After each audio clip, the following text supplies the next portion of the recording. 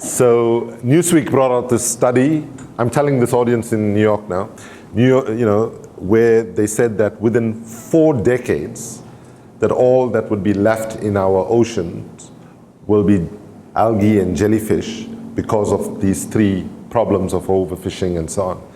And by the way, this is not even Greenpeace saying. And Newsweek, if any of you have read Newsweek, anytime will know, is not a particularly left-wing, radical, or environmentally friendly magazine.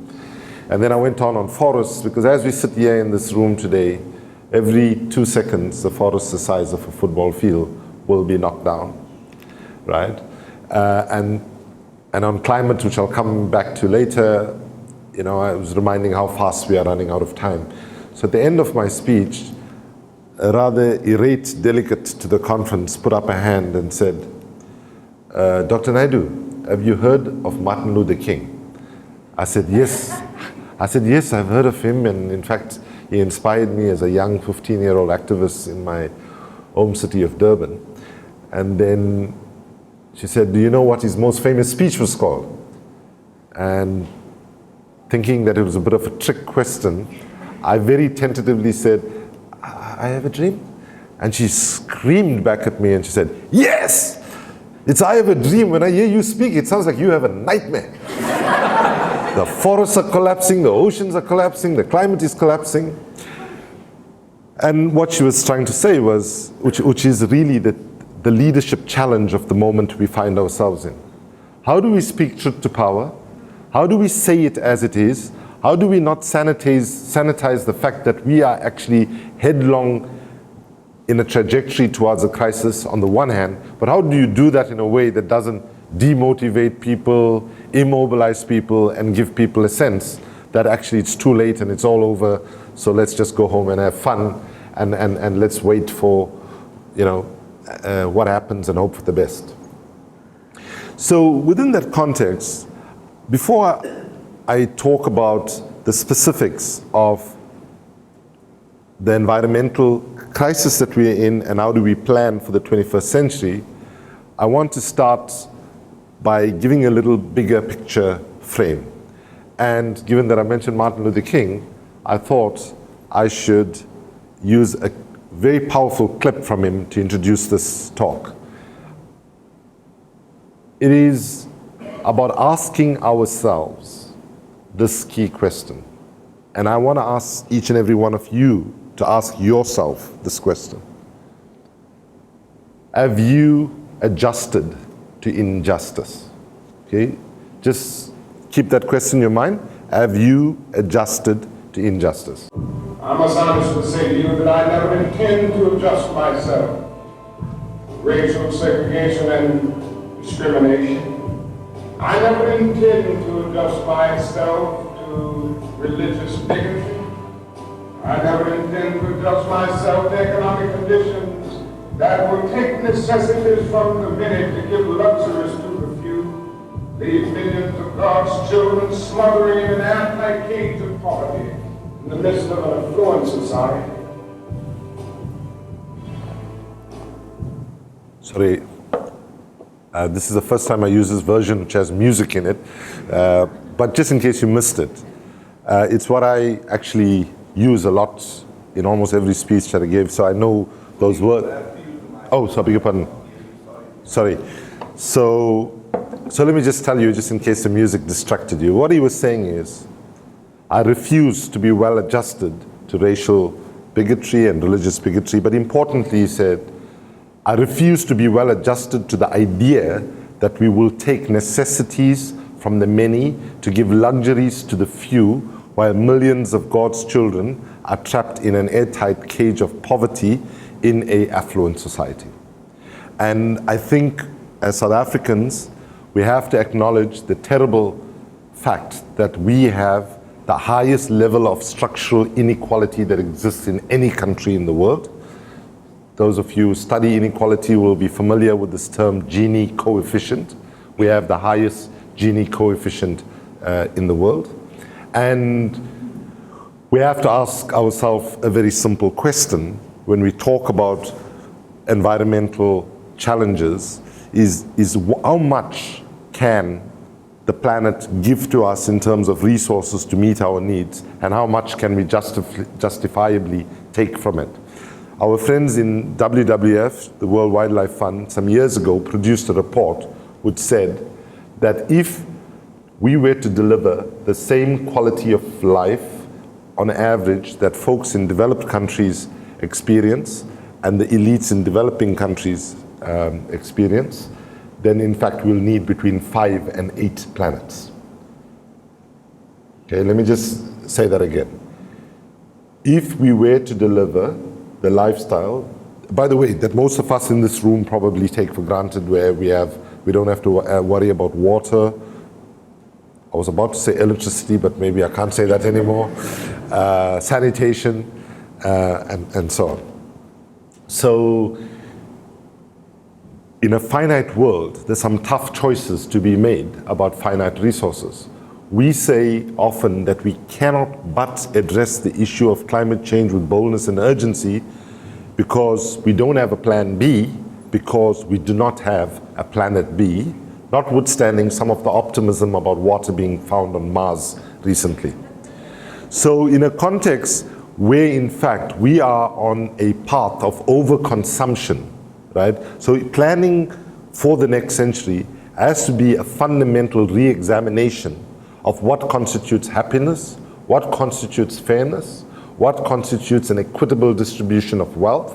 And I can tell you that today we are all contaminated and we have become maladjusted to patterns of consumption that actually are absolutely unsustainable, indefensible, and ultimately do not fundamentally actually add to the quality of a meaningful life.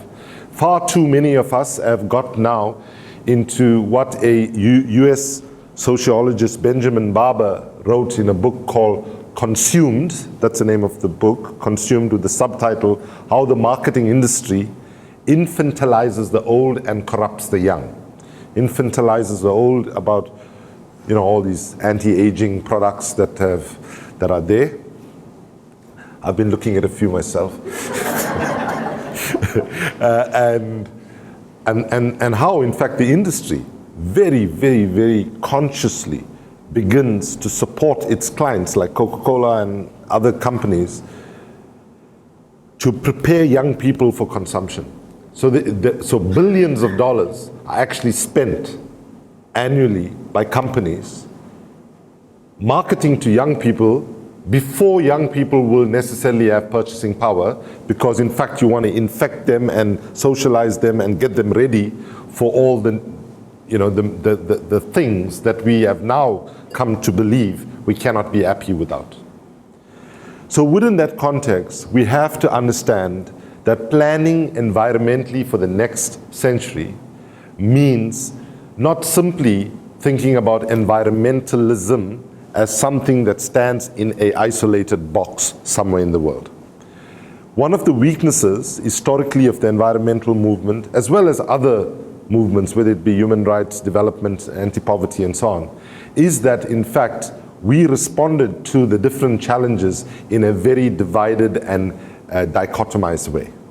When I was appointed as the head of Greenpeace, I did my first week here in South Africa to make the point of, even though I had to make the compromise to relocate to Europe because that's where the bulk of my colleagues were and where the headquarters of Greenpeace was, I was quite keen to do my first week in South Africa, and I did all the interviews.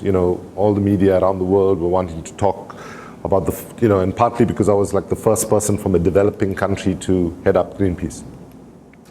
And it was extraordinary, some of the questions that people asked me. So one journalist from Canada said, so you've been involved in the anti-poverty, human rights, and gender equality movement for the better part of your life, and now we see that you're giving up on the poverty and human rights and moving to environment. And my response then, and it's even more stronger today, but as I said it then, I wasn't quite sure about how powerful those words were in terms of my own sense of analysis, was this. I said the struggle to end global poverty and to secure human rights, and the struggle to avert environmental collapse generally and climate catastrophe specifically must, can, and should be seen as two sides of the same coin. So one of the most important shifts that we need to see is to get governments all over the world to stop thinking in silos and understanding what the women's movement contributed to our thinking decades ago. In fact, I always say that it was a very wonderful conceptual contribution, but a terribly complex word was given to us. And anybody can guess what that word was?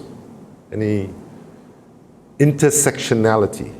How many of you have heard this word, intersectionality? I'm sure there must be some feminists in the audience. Right, so it's a very powerful concept, a very cumbersome word. But intersectionality is, the women's movement said, you cannot advance gender justice if you didn't understand how gender interacted with race, class, ability, religion, languages, and so on. And essentially today, my analysis is we either win on climate and environment and on poverty, or we will lose on both, right? You're never going to win with one without the other, because basically, as we are seeing around the world, it's not as if climate change is going to hit us in the future. Climate change is hitting us now and is hitting us big time. And one of the terrible tragedies for Africa is that even though Africa as a continent is facing some of the worst impacts of climate change, the world does not actually see it. Does anybody know why? Well, today we recognize that Southeast Asia, for example, and the Philippines in particular, is already a serious victim of climate impacts when we see the frequency of the typhoons, the heights of the waves, the ferocity of those cyclones and typhoons and so on. You know, whether it is Hurricane Sandy in the United States or whether it's Typhoon Haiyan in the Philippines, these are very cataclysmic, iconic media moments when you see those horrific scenes of huge waves wiping people's lives and so on, and the media can capture it. In Africa, the main impact of climate impact so far has been climate-induced desertification and drought, right? And as you know, with drought is a slow-burning, accumulative process. And sadly, you only see the full impact of a drought very much at the end of the process, when you're seeing, you know, emaciated bodies, or you're seeing animals dying and so on. And if anybody thinks that the refugee crisis in Europe is completely unrelated to climate impacts, then in fact, they're not quite living on planet Earth, right? So understanding how all of these things are connected is critically important. So the game changer in all of this is climate and the climate challenge. So given that at least about 8 of you look, at least 8 faces that I've seen in this audience up to now look like you're about to cry, because like the woman in New York, I'm just giving nightmarish news. Let me just say that there is some good news. Because as environmentalists, we always say, save the planet, save the climate, save the environment. The good news is you do not have to worry about saving the planet. Actually, the planet does not need saving. Because if you continue the way we are and warm the planet up the way we are, what will happen? The planet will warm to a point where we will be gone. The planet will still be here. It'll be bruised, battered, and scarred by humanity's crimes on it. But once we get out of the way, the forests will recover, the oceans will replenish, and so on. So don't worry, the planet does not need saving. What is at stake, seriously, is whether humanity can fashion a way to mutually coexist with nature in a mutually interdependent relationship for centuries and centuries and centuries to come. Put differently, this struggle is fundamentally about securing our children and their children and their children's future. And if we frame it like that, it also actually opens up a conversation to a much larger numbers of people. So within few weeks of starting at Greenpeace, I led not the Greenpeace delegation only, but the civil society coalition. I was the chair of something called the Global Campaign for Climate Action that had all the civil society groups, trade unions, and so on. And in going into Copenhagen, the last major annual climate negotiations, I can tell you I never felt so stupid in my life. So I go there, and also not coming as a traditional environmentalist, I came from more the anti-poverty movement. So I'm sitting there in a Greenpeace internal briefing, in Copenhagen before it starts. And within the first 3 minutes of the meeting, about 4 times I turned to my colleague next to me and said, "What does that acronym mean? What does that acronym mean? What does it?" There was all these like terms and acronyms. I just was like drowning in an alphabet soup, right? In the first 3 minutes. So I thought after the 4th time of asking, what does that acronym mean? I thought, shucks, if I keep asking, they're gonna think, what an idiot they've employed to come and head up Greenpeace. He's like knows nothing. So, and then at some point in the conversation, there was this term I heard called LULUCF. I'm sitting there thinking, LULUCF now. Is this a small island state I didn't hear of? Is it like a new substance that I didn't hear of? And all I could think of, there was a very nice girl in my primary school called Lulu, who I had a crush on when I was about like 8 years old. So there's only association. And then anyway, it turns out LULUCF stands for land use change for forestry. Now, which genius came up with that? Right? So, and 2 years later, I'm in Hollywood at a meeting that Ban Ki-moon, the Secretary General, had organized with the producers of movies and directors and so on. The sort of Hollywood crowd. Charlize Theron was there, and lots of other famous people, which I didn't know most of them because I don't watch as many movies as I probably should. But anyway, I'm on a panel with the head of the Intergovernmental Panel of Climate Change at that time, Dr. Pachauri, and I'm saying to the audience of all of these movie writers and producers, I said, you all need to help us to actually communicate in more accessible ways, in ways that bring the people centricity to the environmental struggles of our time. And that's what's been really lacking.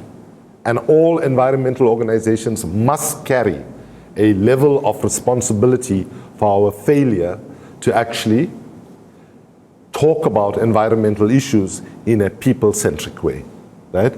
Because, as is often said, when people don't have food in the stomach, don't have a roof over their head, they cannot think of anything else but survival. And when environmentalism is presented as an activity of luxury, I'll come back to that term in a second, then you don't stand a chance. So anyway, I'm on this panel with Dr. Pachauri, and then, just as I said, I told that story about LULUCF, and then I ended off, I said, help us to communicate in more accessible ways. And then, and when I said, and I wonder which genius came up with it, then Larry King, some of you might remember him from CNN, he was moderating that panel. He then turns to Dr. Pachauri and says, Dr. Pachauri, so over to you. He said, well, first let me confess, I think I might have come up with it. And that's one of tons of acronyms. And I want to make a more serious observation. I think there is something common about how we talk about climate science and how we talk about finance. And I think there is almost a conscious strategy by power brokers, those that control, the 1% of people that control our planet, to ensure that we continue to talk about finance and climate in a way that ensures that 80 to 90% of the people are automatically locked out of the conversation. I consider myself a very lucky person to have received a decent education, but I can tell you when I watch even TV news, and when it gets to that section in the news on financial indicators, right? I tell you, I struggle to follow exactly what they are saying, right? And yes, somebody who's had a privilege of an education, right? And I'm constantly thinking that There are certain things that are extremely, extremely powerful in terms of control and how governments control. And there's nothing more important in the way we are controlled about how capital is controlled and who controls the flows of money on this planet. So let's take a journey now quickly into the climate question. So in Copenhagen, in 2009, we went there calling for what we said was a fab deal, right? A fair, not a fabulous deal, a fair, ambitious, and binding deal. Let me just walk you through those words. Fair, basically saying that all countries in the world must accept that we all have responsibilities, common responsibilities, to addressing the climate question. But also we say that there should be differentiated responsibilities, because that differentiation must take into account that the developed countries in Europe, in North America, in Australia, Canada, and New Zealand, and so on, the OECD countries, builds their economies on dirty energy, right, on fossil fuels, oil, coal, and gas. Not only did they build their economies and secure the wealth that they did on that energy source, they also pushed that energy model to the rest of the world, large parts of which they had colonized in previous times. And more importantly, to fuel that energy needs at home, they engaged in resource exploitation to ensure that they got from the developing world what they needed to actually deliver to their people their energy needs on the one hand, but to do it in a way that it's extremely profitable for their population as well. Now, some of you might remember in that run-up to the Iraq war, how much of opposition there was. People called the protests and the campaigning that many of us did to try to stop that war the second global superpower. If the US was the main superpower, they said global public opinion and civil society was, because, you know, they were like, I remember this day in, I think it was 15 February 2003, where, you know, millions of people around the world participated in protests. And so if you look at what that war came to be known amongst the American media, it was called Operation Iraqi Freedom, right? OIF. Apparently, it was originally called Operation Iraqi Liberation. And somebody said, but that would be just too obvious, because Operation Iraqi Liberation will spell O-I-L, oil, right?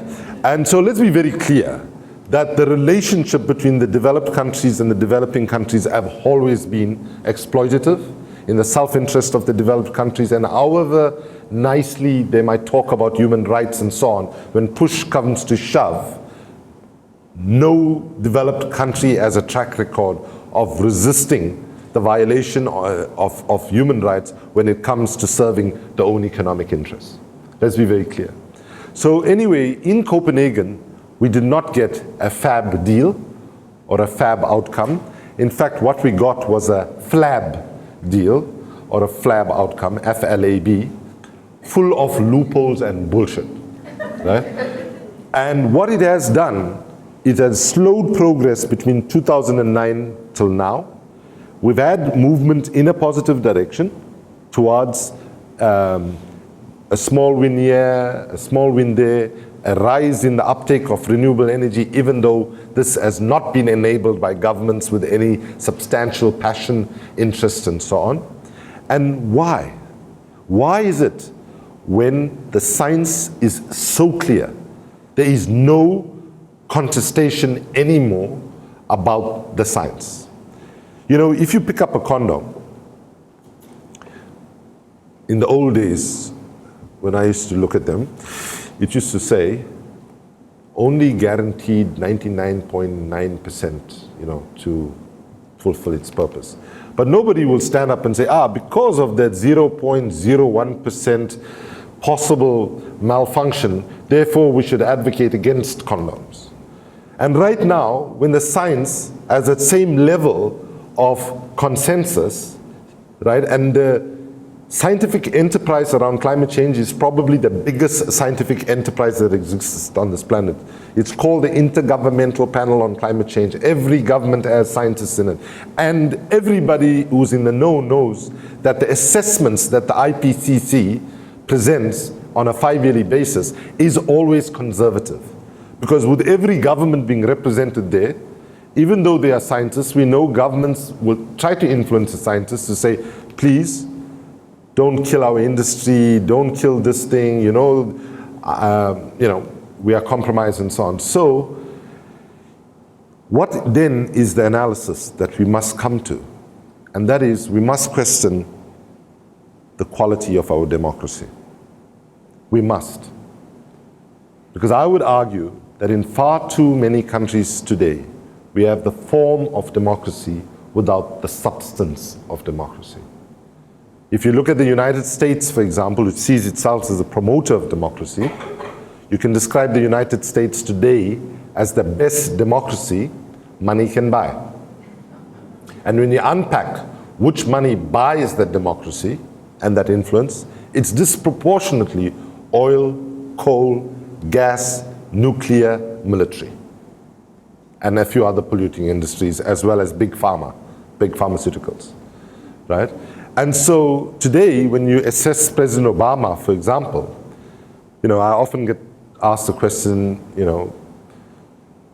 how disappointed or not are you with President Obama? And I say, my assessment is that I think he's fundamentally a good person, trapped in a horrendously dysfunctional political system, which actually is controlled by those that actually control capital and the so-called 1% of society that dominates everything. So if you want to prepare environmentally for the 21st century, part of the challenge is to prepare for improving and reclaiming our democracy. Here in South Africa, let's be very clear, our struggle was never about replacing white fat cats with black fat cats. Let's be blunt about it. Anybody who thinks that that's what the struggle was about doesn't understand our history. We always said that the struggle was not only about national democracy, but it was also about economic emancipation, right? And the levels of inequality that exist. Now let's take the Nkandla issue, just to take a very uncontroversial issue. Let's assume that President Zuma and the people around him that made that decision did so procedurally, right? Contrary to what the public protector says, let's say that they followed all the procedures, there was no irregularities, the fire pool was really a fire pool, and so on. So the swimming pool was really a fire pool. Let's assume all of that checked out. But let's just ask ourselves, how can the leader of a country which has so many people who are homeless, so many people who do not have decent sanitation, and just to be blunt about it, decent sanitation is just a nice way to say that so many people have no place to shit and piss in a healthy way.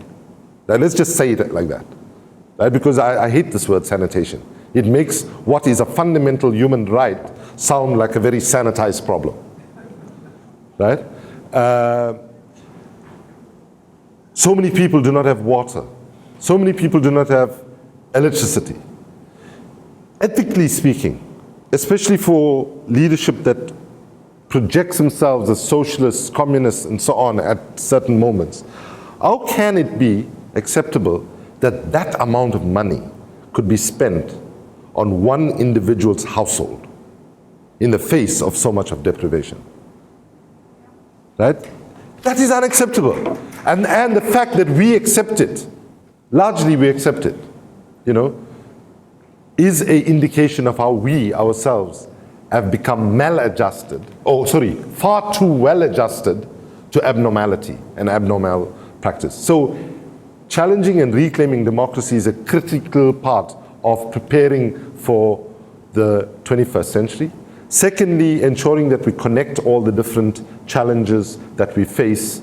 don't treat gender equality and climate change as two unrelated things, because we know they are connected. Can anybody take a guess at why one would say climate change and issues of gender are connected? Okay, let me tell you a quick story to answer that question. So, in every war in the world, women and children suffer disproportionately. There's multiple evidence to show that. Park that aside for a second. And then I will shock you by how I'm going to start my next sentence, especially if those of you know my history and background a bit better. The sentence starts like this. I strongly support the CIA and the Pentagon when in 2002, in a report that they commissioned, which was presented to George W. Bush, where they showed that in the coming decades, the biggest threat to peace, security, and stability will not come from conventional conflicts or even from terrorism, but will come from the impacts of climate change. If you look at the conflict in Darfur, which has been called a genocide,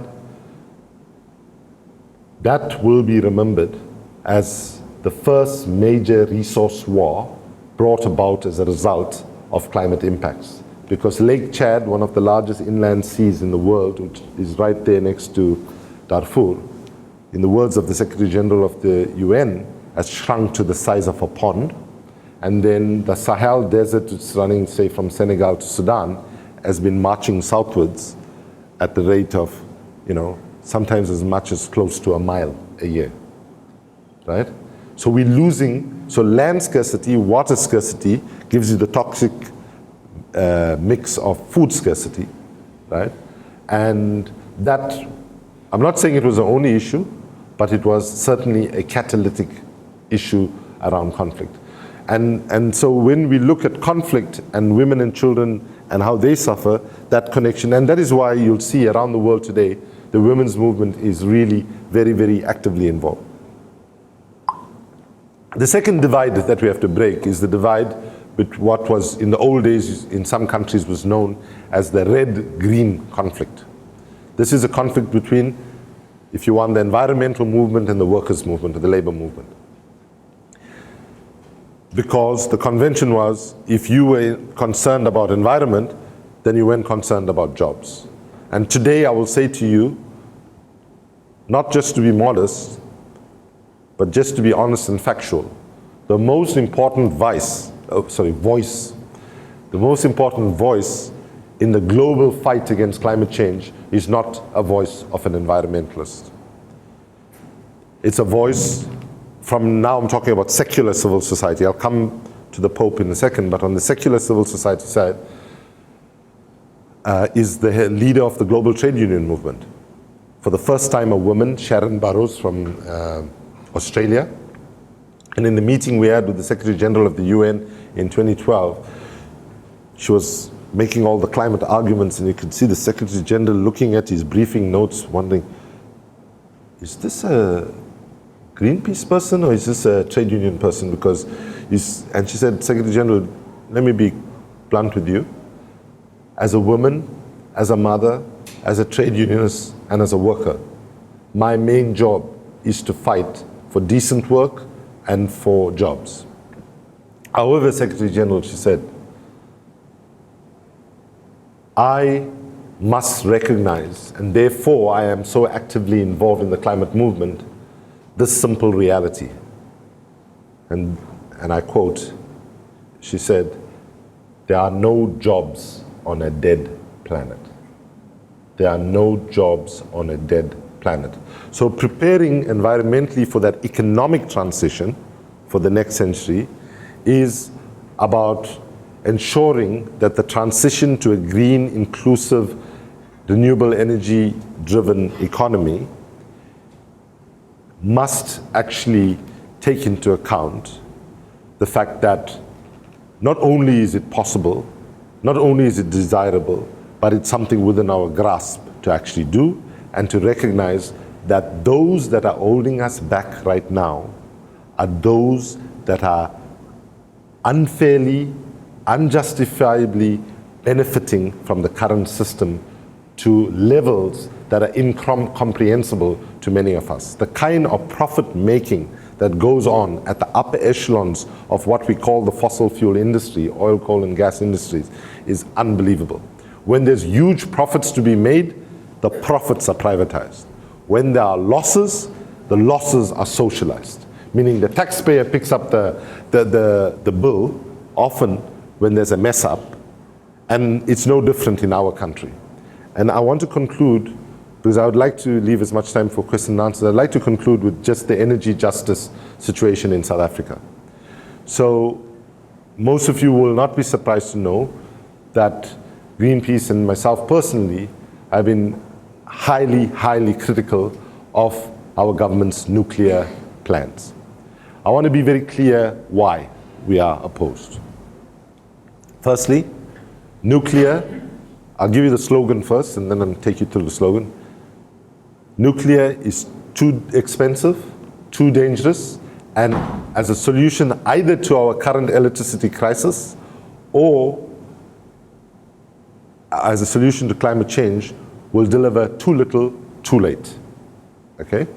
So let me just walk you through those words. Too expensive, there's no question if you look today what it costs to provide the same unit of energy for solar and wind, even though solar and wind and other renewable energies have received only a fraction of taxpayer-funded subsidies compared to what those oil, coal, gas, and nuclear have received over time. And notwithstanding that, today, those industries are delivering energy much cheaper than nuclear. Too expensive, too dangerous. So people will tell you, well, actually nuclear is not too dangerous, we've developed new technologies and so on. So let's just say I was from the nuclear industry and I came and I was telling you the following things. If I said to you, folks, as the CEO of Rosatom, that's a Russian energy company, nuclear company, I can say to you, there will never be a terrorist attack at any nuclear facility. I guarantee you that. And assuming you were foolish enough to believe that for a second. Then I said, I can guarantee you there will never be any human error at any nuclear facility. And you believe that. Then I said, I can also guarantee you there'll never be any technical error. And you believe that. And then I say, I can also even guarantee you there'll never be an extreme weather event like the tsunami that created Fukushima, and you believe that. Let's assume you believed all of that. The one thing I couldn't dare to actually try, because then I would be pushing my assessment of the stupidity of this audience far too much as the CEO of Rosatom. I wouldn't try this. I couldn't say, by the way, I can also guarantee that we have a safe and secure solution to the storage of spent nuclear waste at the end of the nuclear cycle. That I cannot do. Because the waste, depending on what combination of, which particular nuclear technology is used and how much of plutonium versus other things and so on, let's not go into the detail. Once you store it at the end of the cycle, we're talking a minimum of 200 to more than 1,000 years before the toxic danger in that waste will actually dissipate. So between 200 and 1,000, the image you should have in your mind is archaeologists like those that found Naledi man in the cradle of humankind, right?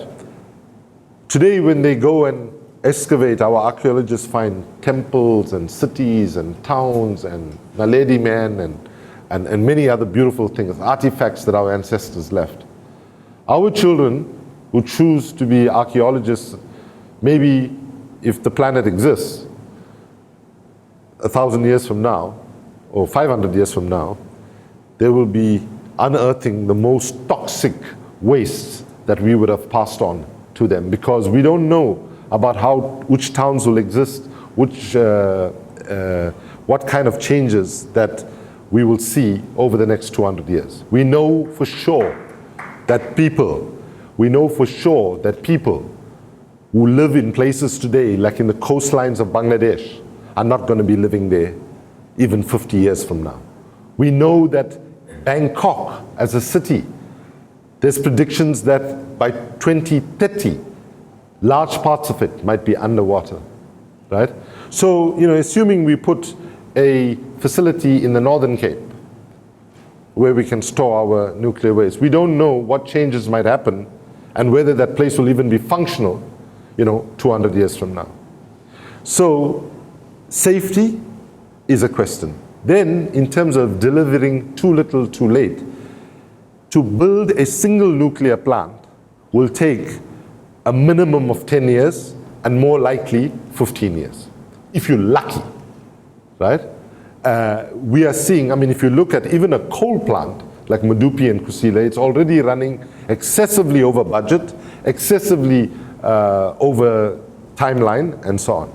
And after Fukushima, neighboring countries, even countries far away, will have the right to question the safety and security and so on. And I want to pay tribute to Bishop Jeff Davies, who's here, and our brothers and sisters in the South African Communities of Faith Environmental Initiative, together with EarthLife Africa, who are actually taking our government to court to contest the legality of the nuclear deal.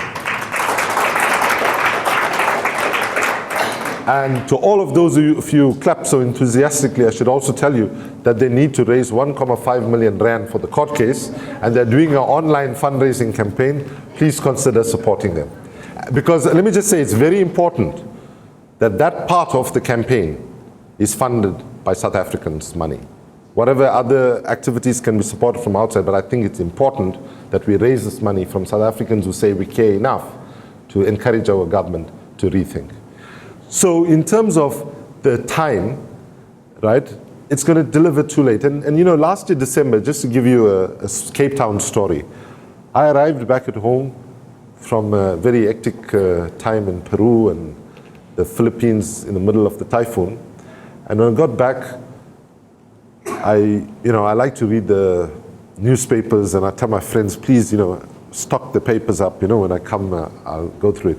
So the first paper I picked up was actually Mail and Guardian, and on that I always like to go to the Zapiro cartoon, and so I think it was Zapiro. So I don't know whether I'm going to pronounce the name correctly, but there's a local Cape Town character called Khatib. Huh? Do you say Khatib? Yeah, so his name is in quite a lot of the jokes, right? So Khatib is sitting at a park bench. This is what the cartoon is saying. Khatib is sitting just before Christmas in a park bench in Cape Town, drunk out of his mind as the stereotype is constructed around his character. And the Grim Reaper, or I don't know, the devil or Satan or whoever is coming to say your time is up. So he comes sit next to him at the park bench and says, Khatib, do you know who I am? So Khatib is nice and drunk, so he looks at him and says, I won't use all the vulgarities he used, but he said, nah, I don't know who the hell you are. So then he says, I will give you a clue.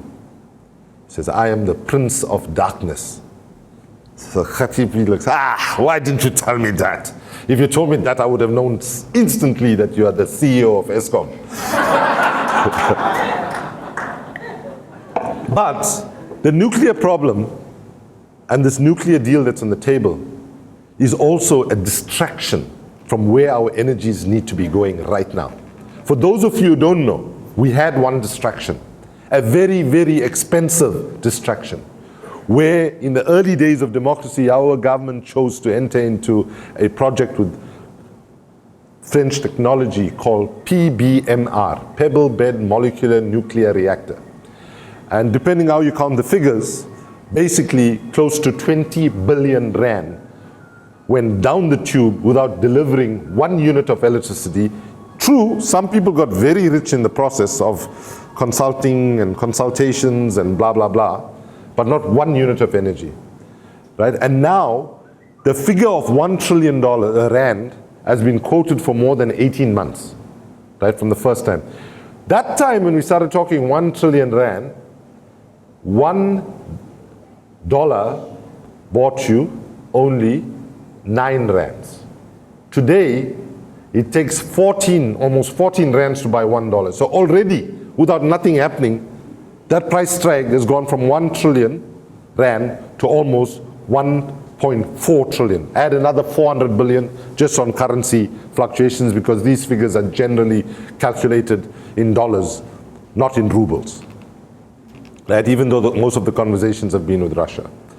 So, but let's look at what opportunities are being lost. Greenpeace Africa and many of our allies have been saying that we can turn the crisis of climate change into an opportunity. We can turn every roof of every home into an electricity generator on the one hand, but also an income generator, right? And by the way, I want to be just quite clear. Whenever people talk about renewable energy, and whenever business people talk about renewable energy, they come to the conversation with the same mindset of people in business today, which is, how can I make the biggest amounts of money in the shortest space of time? And how can I do things that are big?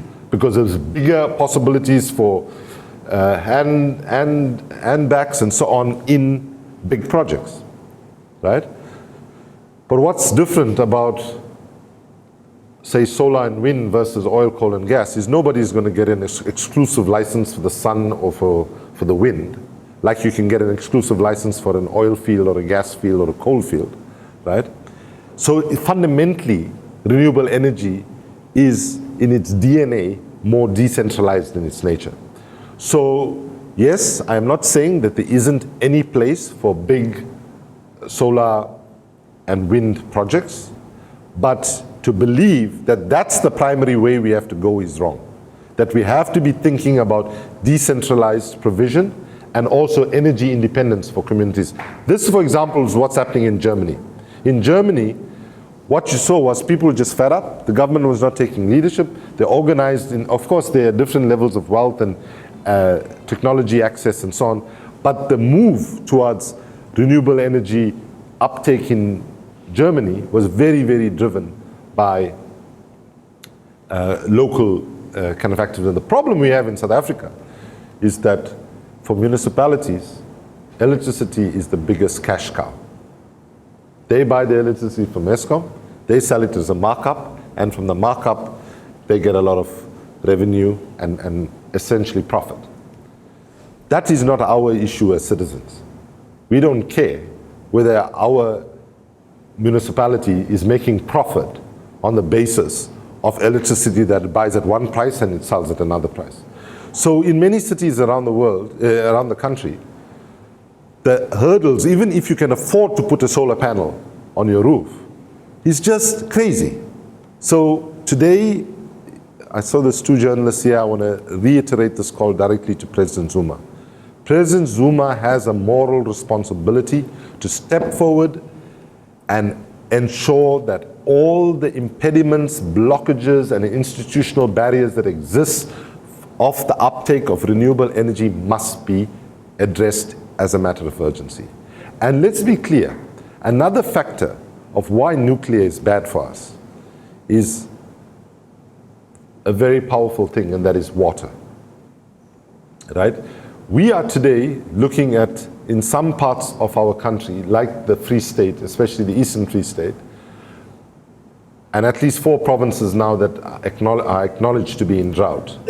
But we're talking about, like, say, Eastern Free State, where I'm involved on a personal basis in some rural development work. It's had the worst drought in 23 years, right? And nuclear requires a huge amount of water, not seawater, not, fresh water. It needs fresh water to actually run nuclear installations. So add to all of those other things also the question of water. And let's be very clear, some of us have been saying for more than a decade now that the future wars will not be fought about oil, but will actually be fought about water. And there is multiple evidence right now that water is the center of many, many conflicts around the world, including, by the way, which is not talked about much, the Palestinian-Israeli conflict. Water is a very central part of that conflict. So all of these factors must lead us as citizens in our country here, South Africa, recognizing that we owe it to our children to push forward and stand up against our government's nuclear plans, and The next hashtag we need to see, Jeff, is nuclear must fall. So as I round up, I just thought I would end on a more philosophical note and say, firstly, that preparing environmentally for the next century is going to take courage, is going to take boldness, and it has to take a very strong self-reflection of the fact that democracy was always intended to balance the wallets with the ballots, meaning that the power of rich people was supposed to be equalized by the voices of ordinary people. And let's be blunt about it, that democracy is not working in South Africa in that way. It's not working in the United States. It's not working in a majority of countries. And therefore, a fundamental part of preparing for the challenges is reclaiming our democracy, doing it in a way that we understand the interconnected nature of the different challenges that we face, and be willing to make significant levels of change, not just baby steps in the right direction, but if it means that we have to fundamentally rethink our economy, we need to do that. So to end with a small story then, and apologies to a few of you that I know have heard it before. When I was 22 years old and fleeing into exile, my best friend at that time, a guy called Naidoo, asked me a question. We were fleeing in different directions. He said, Kumi, what is the biggest contribution we can make to the cause of humanity and the cause of justice? And this was in the 80s. So I said, oh, that's a very simple question. It's giving your life. And he said, you mean like what's happening at the moment, going, participating in a demonstration, getting shot and killed, and becoming a martyr? And those of you who were involved in the 80s will know that it was like a cycle, right? Every weekend we were at one or other funeral. And at the funeral, which was one of the few places you could peacefully protest, or that you could, even assemble, somebody else would get killed, and then it was like, that vicious cycle. So I said, yeah, I guess so. He said, no, it's not about giving your life, but it's about giving the rest of your life. Now, I was 22 years old at that time. My friend Lenny was the first environmentalist I ever knew. And I think at that time, he was probably only one of about 2,000 voluntary vegetarians on the entire African continent. And he was way ahead of us in multiple ways. Brilliant person. And so, he would always say this philosophical thing. So, we shrugged, gave each other hugs, and disappeared deep in the night in different directions. Less than 2 years later, while I was a student at Oxford University, I got the news that my friend Lenny and 3 young women from Durban were brutally murdered by the apartheid regime.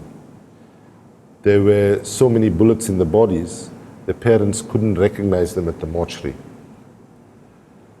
Of course, I had to think deep and hard about the distinction that he was making between giving your life versus giving the rest of your life.